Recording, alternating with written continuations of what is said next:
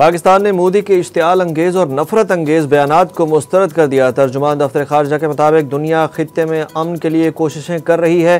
भारतीय वज़ीर आज़म के बयानात खित्ते के अमन के लिए ख़तरनाक इक़दाम हैं।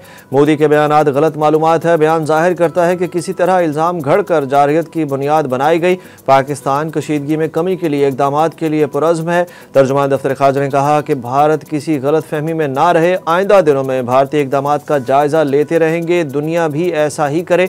पाकिस्तान का जवाब सिर्फ भारतीय फौजी तनसीबात के खिलाफ था। मोदी ने पाकिस्तान से मार खाने का एतराफ़ कर लिया। नरेंद्र मोदी ने एक्स पर जारी अपनी एक ट्वीट में भारतीय तबाही के बाद दिल शिकस्त आवाम और शिकस्त खोरदा भारतीय फ़ौज की दिलजोई की नाकाम कोशिश की। मोदी ने लिखा कि इन तमाम लोगों के लिए जो अपने नंबरों पर थोड़ा मायूस महसूस कर रहे हैं, मैं कहना चाहता हूँ एक इम्तिहान कभी भी आपकी पहचान का पैमाना नहीं हो सकता। आपका सफ़र इससे कहीं बड़ा है और आपकी सलाहियतें मार्कशीट से कहीं ज़्यादा वसी हैं। इस बयान में मोदी ने बिना कहे नंबरों पर मायूसी, भारतीय फौजियों की हलाकतों, तैयारों और दिफाई तनसीबात की तबाही का एतराफ़ कर लिया। खिफ़त मिटाने के लिए भारतीय वज़ीर आज़म एयरफील्ड पर जाकर फ़ोटो शूट कराने के साथ सीज़ फायर के बावजूद दोबारा जंग छेड़ने की धमकियां भी देने लगे। भारत के वहशियाना हमलों में 40 शहरियों और 11 जवानों ने भी जाम शहादत नोश किया। ISPR की तरफ से नुकसान की तफसील जारी। वज़ीर आज़म ने जंग को मार्का हक़ करार दे दिया। हर साल 10 मई को यौम मार्का हक़ मनाने का भी ऐलान।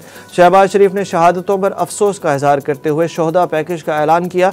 बोले, शोहदा के अहले खाना की कफालत की जिम्मेदारी रियासत भरपूर तौर से अंजाम देगी। उनके अहले खाना को तनहा नहीं छोड़ेंगे। इसहाक डार ने पाक भारत जंग के दौरान अमरीकी वज़ीर खारजा से बातचीत की तफसील बता दी। हमने अपनी दिफाई सलाहियत को मनवा लिया। भारत से मुज़ाकरात में ताख़ीर नहीं होनी चाहिए। वज़ीर खारजा इसहाक डार का CNN को इंटरव्यू। इसहाक डार ने कहा कि भारतीय वज़ीर खारजा जयशंकर से बात करने के बाद सेक्रेटरी रूबियो ने मुझसे बात की।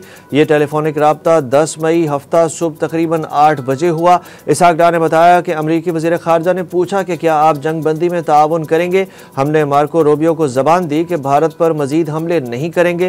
भारत ने फिजा में हमारी बरतरी देखी तो जंग बंदी का रास्ता अपनाया। मोदी के दिन गिने जा चुके हैं, फैसला भारत के आवाम करेंगे। वज़ीर दिफा ख्वाजा आसिफ की पेश गोई। उनका कहना था कि मोदी ने कल कौम से अपने खिताब में मामला समेटने की कोशिश की, लेकिन मामला जितना बिखर गया है इसे समेटा नहीं जा सकता। मोदी के खिलाफ पार्लियामेंट के अंदर और बाहर तनकीद का सैलाब आया हुआ है।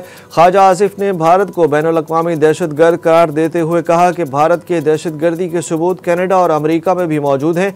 सबूत मुज़ाकरात में सामने आने चाहिए।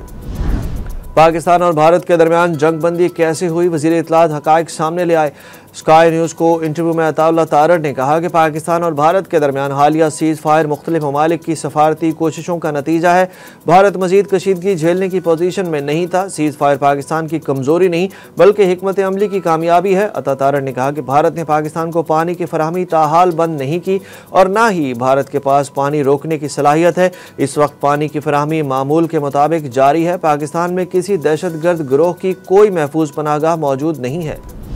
पाकिस्तान के सूबा बलोचिस्तान में भारतीय सरपरस्ती में होने वाली दहशतगर्दी के शवाहिद मंजर आम पर आ गए, जिसमें मालूम हुआ है कि भारत पाकिस्तान में दहशतगर्द ग्रुपों और कलअदम तंजीमों को माली मुआवनत फराहम करता है। सिक्योरिटी ज़राए के मुताबिक बलोचिस्तान में भारतीय सरपरस्ती में दहशतगर्दी का सबूत भारतीय मीडिया, नरेंद्र मोदी और वज़ीर दिफा के बयानात से भी साबित होते हैं। दहशतगर्द ग्रुपों के सरगना लॉजिस्टिक और ऑपरेशनल ब्रीफिंग्स के लिए भारत का बाकायदगी से दौरा करते हैं। सिक्योरिटी ज़राए के मुताबिक सिर्फ यही नहीं, भारत में इन दहशतगर्दों को तिब्बी इलाज की सहूलियात भी मुहैया की जाती हैं। 2016 में कलअदम तंजीम BLA की सरगना असलम अच्छू भारत गया। असलम अच्छू ने भारत पहुंचने पर न सिर्फ भारतीय खुफिया एजेंसी रॉ के अहलकारों से मुलाकात की बल्कि दिल्ली के अस्पताल में जेर इलाज भी रहा। असलम अच्छू का बेटा रेहान बशीर ज़ेब, गुलजार इमाम शंबे भी बलोचिस्तान में बदअमनी के वाक़यात में मुलव्विस थे। हालिया कशीदगी का पाकिस्तान पर कोई बड़ा माली असर नहीं पड़ेगा। दिफाई ज़रूरियात पूरी करने के लिए तमाम इक़दाम किए जाएंगे। वज़ीर ख़जाना ने अहम खबर सुना दी। बरतानवी खबर एजेंसी से गुफ्तगू में मोहम्मद औरंगज़ेब का कहना था कि भारत को यकतरफ़ा मुअत्तल सिंध-ताश मुआहिदा बहाल करना होगा। सीज़ फायर के बाद चीज़ें मामूल की जानिब बढ़ती दिखाई दे रही हैं। पाकिस्तान स्टॉक मार्केट में बेहतरी देखी गई। IMF से मुज़ाकरात कल से होंगे। अमरीका के साथ तजारती मसाइल भी हल हो जाएंगे। दूसरी जानिब आज भी पाकिस्तान स्टॉक एक्सचेंज में कारोबार में तेज़ी रही। इंडेक्स में दिन भर 2700 पॉइंट्स तक इजाफा। 100 इंडेक्स की 1,18,000 पॉइंट्स की हद बहाल हो गई।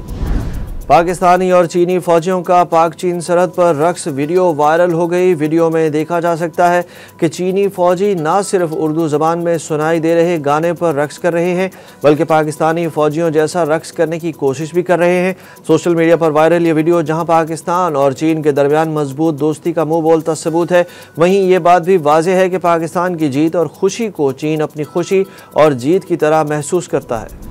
संजीदा कौमी मकालमा शुरू करने की दरख्वास्त करता हूँ। शाह महमूद कुरैशी ने भारत से जंग बंदी के बाद मुल्क के अंदर भी सियासी जंग बंद करने की अपील कर दी।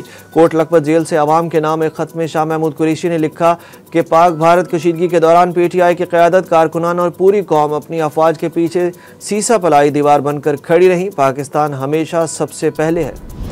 भारत के साथ सीज़ फायर हो गया, अब आपस में भी सीज़ फायर होना चाहिए ताकि कौम में यकजहती हो, इमरान खान और बुशरा बीबी की रिहाई मुमकिन हो, सबसे बड़ी जमात के रहनुमा को मजीद जेल में ना रखा जाए। बैरिस्टर गौहर ने एक बार फिर अपील कर दी। बानी से मुलाकात के लिए जाने से कबल अडियाला जेल के बाहर मीडिया से गुफ्तगू में उन्होंने कहा कि खुशी की बात है कि बहनों को मुलाकात की इजाज़त मिली। बैरिस्टर गौहर का कहना था कि पाक फौज के हक में तहरीक इंसाफ सबसे आगे थी। दूसरी जानिब आज इमरान खान से मुलाकात के दिन पर बानी PTI की अहलिया बुशरा बीबी की भाभी मेहरुन्निसा को भी जेल में मुलाकात की इजाज़त दी गई। खैबर पख्तूनख्वा असेंबली की डिप्टी स्पीकर सुरैया बीबी को जेल जाने से रोक दिया गया और वापस भेज दिया गया। PTI के रहनुमा जुनैद अकबर ने चेयरमैन पब्लिक अकाउंट्स कमेटी के ओहदे से इस्तीफ़ा दे दिया। जुनैद अकबर ने इस्तीफ़ा चेयरमैन PTI बैरिस्टर गौहर के हवाले करने की तस्दीक कर दी। जुनैद अकबर ने वाज़ेह किया कि ये ओहदा पार्टी की अमानत थी। पार्टी क़यादत की हिदायत पर अपना इस्तीफ़ा जमा करा दिया। पार्टी ज़राए के मुताबिक इब्तदाई तौर पर जुनैद अकबर ने इस्तीफ़ा देने के लिए 2 दिन का वक्त मांगा था, मगर इमरान खान से मुलाकात के बाद वो मुस्ताफ़ी होने पर आमादा हो गए। हमारे वालिद असूल पसंद आदमी हैं, कोई डील नहीं करेंगे। इमरान खान के बेटों का इंटरव्यू। कासिम खान और सुलेमान खान ने एक इंटरव्यू के दौरान कहा कि हमारे वालिद को 2 साल से कैद तन्हाई में रखा गया है। काश हम अपने वालिद से फ़ोन पर गुफ्तगू कर सकते। अदालत ने हर हफ्ते बात कराने का हुक्म दिया, लेकिन 2-2 महीनों तक हमारी बात नहीं कराई जाती। कासिम खान और सुलेमान खान ने कहा कि वालिद ने हमें खामोश रहने को कहा है, लेकिन अब हमारे पास कोई चारा नहीं। हमने सोचा था कि यह चंद हफ्ते के लिए होगा, अब तो 2 साल हो गए हैं। हमारी जब वालिद से बात कराई जाती है तो लाइन 20 मिनट पर कट जाती है। वालिद करप्ट नहीं है और हमारे ख्याल से एस्टेब्लिशमेंट भी ये जानती है। कौमी क्रिकेट टीम के लिए बड़ी तब्दीलियां। पाकिस्तान क्रिकेट बोर्ड के चेयरमैन मोहसिन नकवी ने कौमी क्रिकेट टीम के वाइट बॉल हेड कोच के लिए माइक हैसन के नाम का ऐलान कर दिया, जबकि आकिब जावेद को डायरेक्टर हाई परफॉर्मेंस मुकर्रर कर दिया गया। जबकि पाकिस्तान क्रिकेट बोर्ड ने मेंटोर्स को फारिग करने का भी फैसला कर लिया। मेंटोर्स वकार यूनुस, शोएब मलिक, सकलैन मुश्ताक, मिसबाउल हक और सरफराज अहमद को फारिग कर दिया गया। शोएब मलिक ने PCB के मेंटोर की हैसियत से इस्तीफे की तस्दीक कर दी और कहा कि उन्होंने डोमेस्टिक क्रिकेट की मेंटोरशिप से खुद इस्तीफा दिया है।